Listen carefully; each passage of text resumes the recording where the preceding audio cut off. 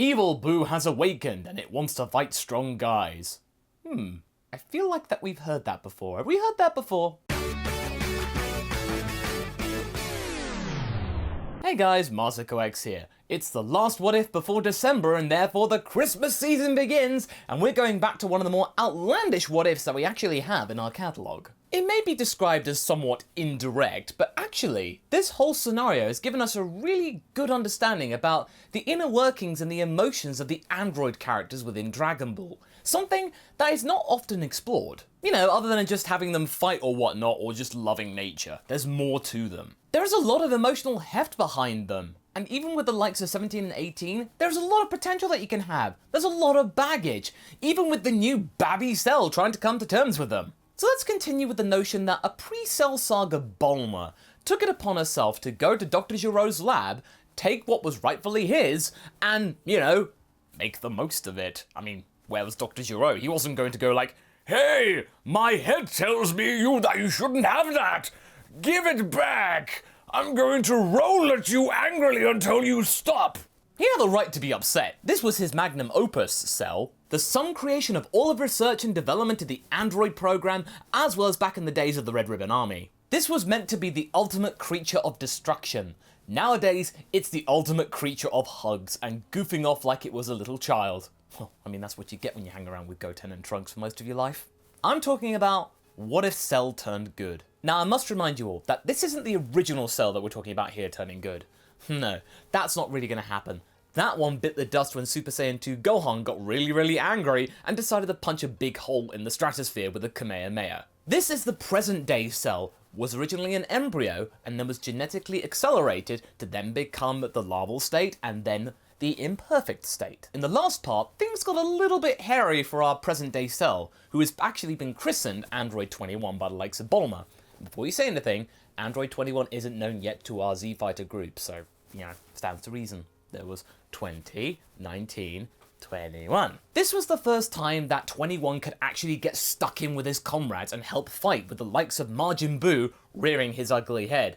But things didn't work out too well for him because he got in the mix with the likes of Dabura, the Demon Lord, and now, as we saw in the last part, he's now a part of him. This really kind of stemmed from the idea that Cell, or 21, actually gave in to one of his basal instincts. The idea of drinking people, something that he tried to resist and something that Bulma tried to avert with having him be on a sensu bean diet. Yeah, he had to give in as a last resort, and it's tearing him apart. Now inside of 21's body, Dabura is not giving in. Of course he's not going to. He's going to use this to his own advantage and make 21 his own vessel, trying to slowly manipulate him and tweak him to get him to do his bidding in some way. However, he does know that at the moment, 21 is quite the pure soul, having not been tainted with evil in this guise, so he's going to have to be really careful with his approach. But we got to understand what's happening with Evil Buu. After he's absorbed Majin Buu, he becomes the first form of Super Buu, who immediately heads to the lookout to try and suss out some Z-Fighters and confront them. Unlike in the original, Trunks and Goten have actually not been asleep, and been busy at work trying to perfect the fusion dance. So they have actually been getting a little bit stronger and doing some training, but it does mean they're kind of caught for a loop. With the presence of the androids here, the training has been far more intense, with Piccolo acting as the wingman, so that means it's a really intensive course. But still, they have to deal with the idea that Super Buu is lusting for a strong fighter, and that is really apparent with the fact that Goku, the one who actually gave him the promise of a strong fighter,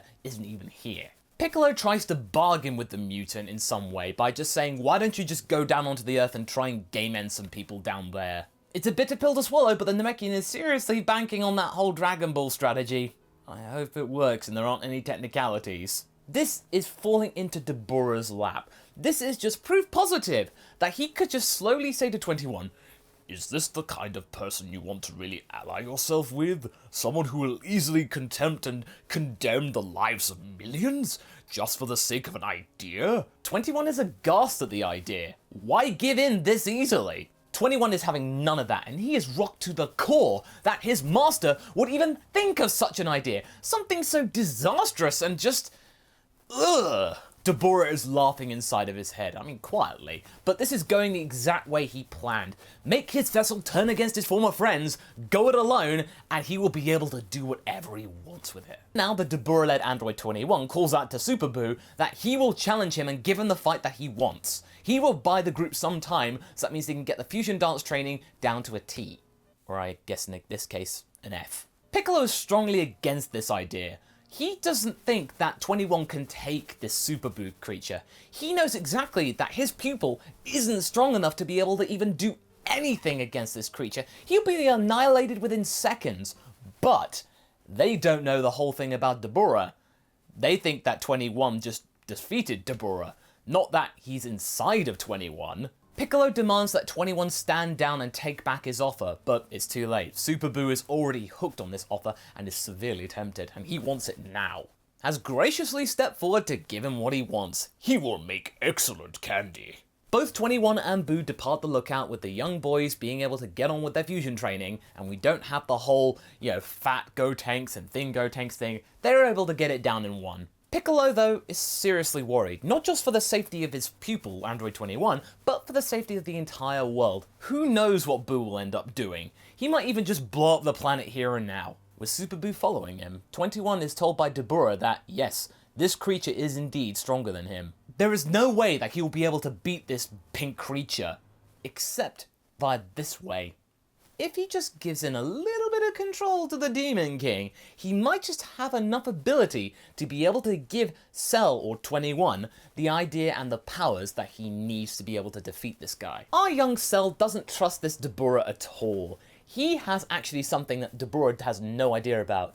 Yes, Dabura's been doing some digging, but he's not been doing enough digging. Instead of giving control, he decides to play dumb and go, "Yes, Dabura, I'll give you some control." Even though 21 hasn't resorted to drinking people before, he still knows how it works, and after all of the concentration training and the energy training from Piccolo, he's able to actually give Dabura the slip.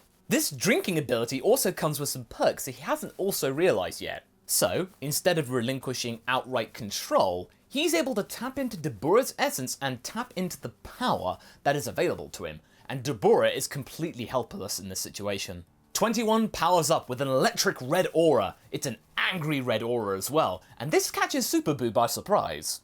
Red and green? What kind of fighter are you? Are you some kind of Christmas mascot? Buu is caught off guard by a massive punch which even catches the puncher off guard. Whoa, how did I do that?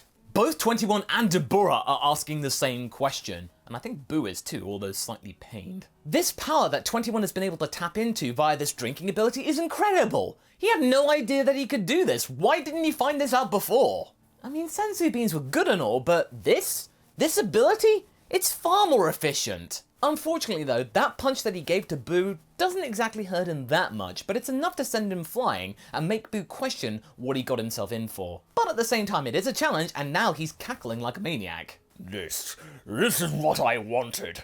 Give me more! After that, 21 decides to really forget more of the things that Piccolo tried to train him, including dodging. He actually ends up losing one of his arms, but that's okay. Buu thinks that he's got the upper hand because now Cell's only got one, but no. Remember, 21 can regenerate. You and I are not so different. How are you working like this? I mean, narratively speaking, Buu doesn't know that basically he's a copy of pretty much Cell, really, except the green spots are gone. You are kind of like Buu. Buu likes you. By this point, Buu is having a whale of a time, having immense joy in fighting this guy who could actually give him the challenge, although not actually best him outright. He's now checking how durable 21 is, essentially toying with him. He is entertained by 21, so instead of just breaking this new toy immediately, he just wants to get it out of the box and let it do its thing. You know, this is a good way of being able to gauge how strong the other meatbags are. 21 fights valiantly, and even though he's still remarkably impressed with this new power that he's got, he still gets the feeling that he's being treated like a plaything. Dabura's getting quite angry too. He's absolutely vilified by Buu's tactics, and the idea that he's nothing more than a plaything, him, the Demon Lord, now just a chew toy for some kind of rabid fighting dog? What does this world come to? What is even my life right now? This once great lord is now just a voice in someone's head. He's now starting to question this whole idea and whether it was actually even worth trying. Meanwhile, Goten and Trunks perfect their training and they successfully become Gotenks. Not only that, but we're going to get another fusion as well.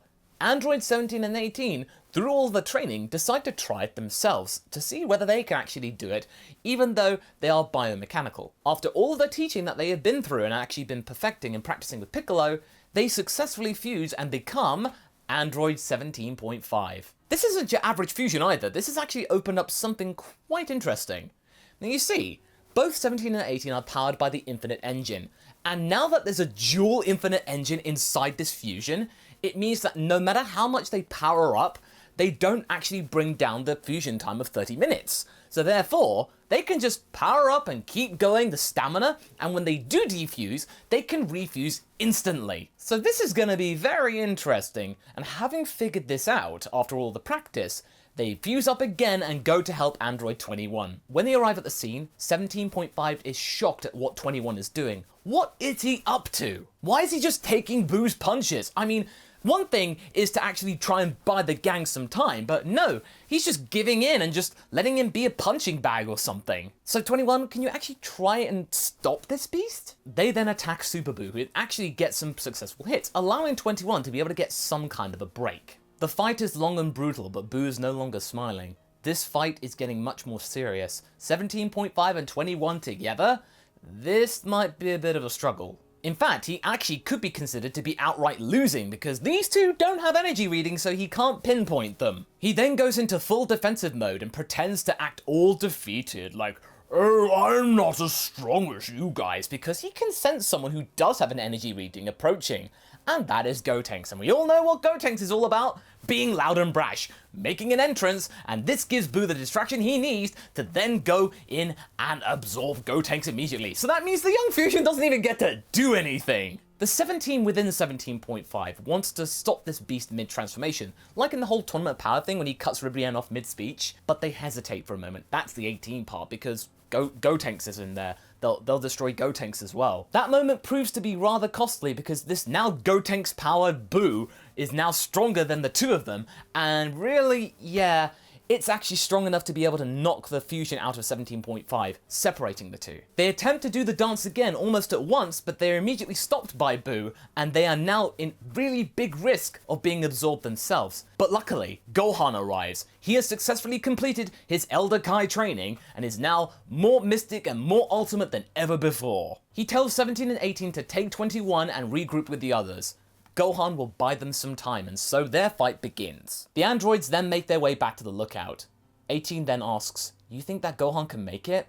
And 17's just all like, "I don't know." 21 has been thinking about this whole drinking and absorbing mechanic that he saw with Buu. He realizes that he can do it too, so he decides to pipe up. "Now listen, I know you two don't trust me this much, but you need to listen to what I have to say. We cannot do this separately. We have to do it together." The twins hesitate for a moment, but they do eventually agree. Times are desperate, and they have to work together as a team. But unfortunately, 21 didn't come up with this plan on his own. This was something that Dabura was able to convince him to do. It was Dabura who did some digging into 21's programming and unearthed this whole revelation that Dr. Giro had implanted into Cell.